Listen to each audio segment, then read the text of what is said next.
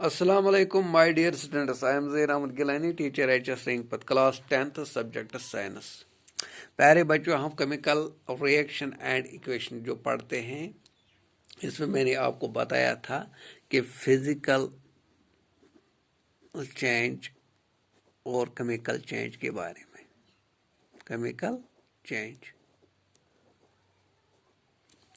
मैंने आपको बताया था फिजिकल चेंज और केमिकल चेंज के बारे में पिछली क्लास में। अब फिजिकल चेंज वो होता है जो अपनी आइडेंटिटी नहीं खोता है, पेपर ही रहता है, जो मैंने आपको एग्जांपल दी थी।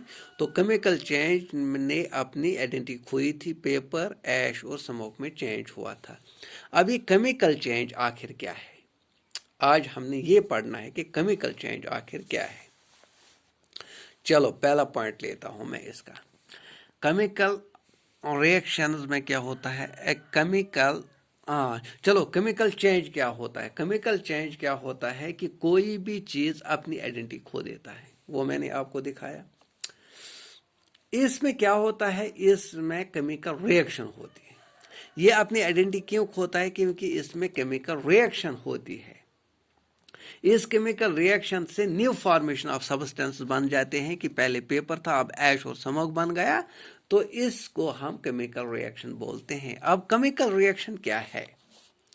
Chemical reaction. A chemical reaction is a change in which one or more substance or reactants to form new substances when entirely different properties. यानी कि केमिकल रिएक्शन एक ऐसी प्रोसेस होती है जिसमें एक या एक से ज्यादा सब्सटेंस क्या करते हैं, आपस में रिएक्ट करते हैं। एक या एक से ज्यादा सब्सटेंस आप में रिएक्ट करते हैं, तो रिएक्ट करते हैं और रिएक्ट करने के बाद क्या बन जाता है, कुछ नए सब्सटेंस बन जाते हैं। और इन नए सब्सटेंस की प्रॉपर्टी क्या होती है, इंटायरली डिफरेंट होती है। जिस तरह से मैंने यहाँ से ये सोडियम था, वाटर था, दो ये सब्सटेंस थे, तो इनको अब मिला के अब ये सोडियम और हाइड्रोजन यानी दो अलग अलग से बन गए। ठीक है, हाँ। अब आपको समझ आ गया होगा कि केमिकल रिएक्शन क्या होती है। पहला पॉइंट जो आपको ये समझ आ गया होगा, जो मैंने आपको ये लिखाया था। ठीक है, अगर अब आपको केमिकल रिएक्शन समझ में आ गई कि इसमें क्या होता है कि सब्सटेंसेस रिएक्ट करते हैं और रिएक्ट करने के बाद न्यू फॉर्मेशन ऑफ सब्सटेंस बनती है, उसको वो इंटायरली डिफरेंट होती है, उसको हम केमिकल रिएक्शन बोलते हैं। अगर आपको केमिकल रिएक्शन समझ आया हो तो अब मैं रिएक्टेंट्स में कौन कौन से पार्टिसिपेट करता है। अब ये रिएक्टेंट्स है, इसमें कौन कौन पार्टिसिपेट करता है जिसकी वजह से ये बन जाता है।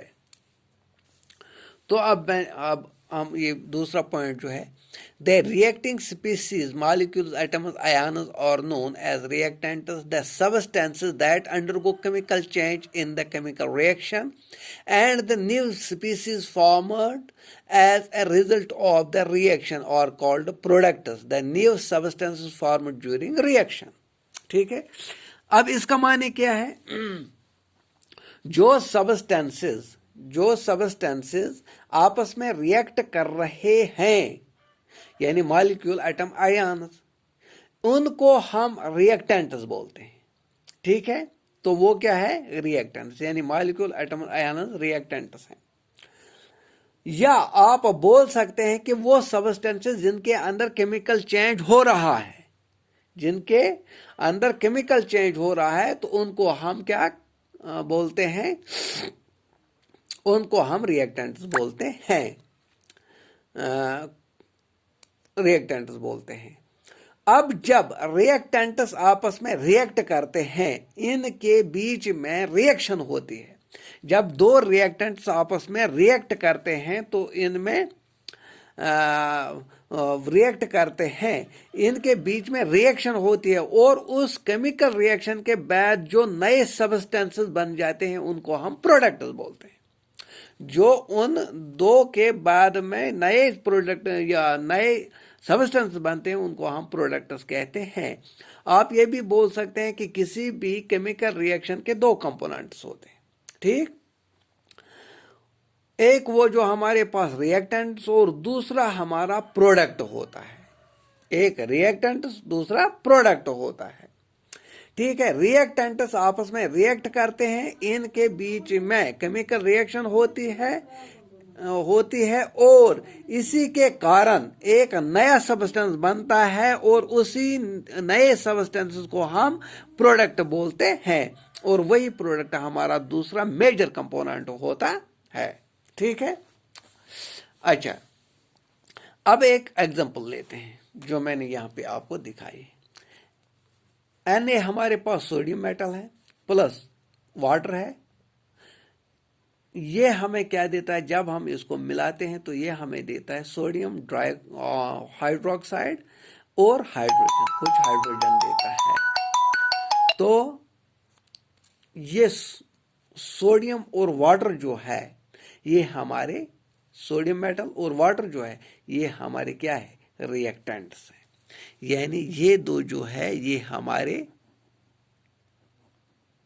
रिएक्टेंट्स हैं और सोडियम हाइड्रोक्साइड और हाइड्रोजन जो है ये हमारा प्रोडक्ट है, ठीक है। अब आपको ये अच्छी तरह से समझ आ गया होगा रिएक्टेंट किसको बोलते हैं, प्रोडक्ट किसको बोलते हैं, केमिकल रिएक्शन क्या होती है। तो आज के लिए इतना ही काफ़ी है। कल इंशाल्लाह और एक क्लास के साथ मैं आपके सामने हाजिर हो जाऊंगा। तब तक के लिए खुदा हाफिज।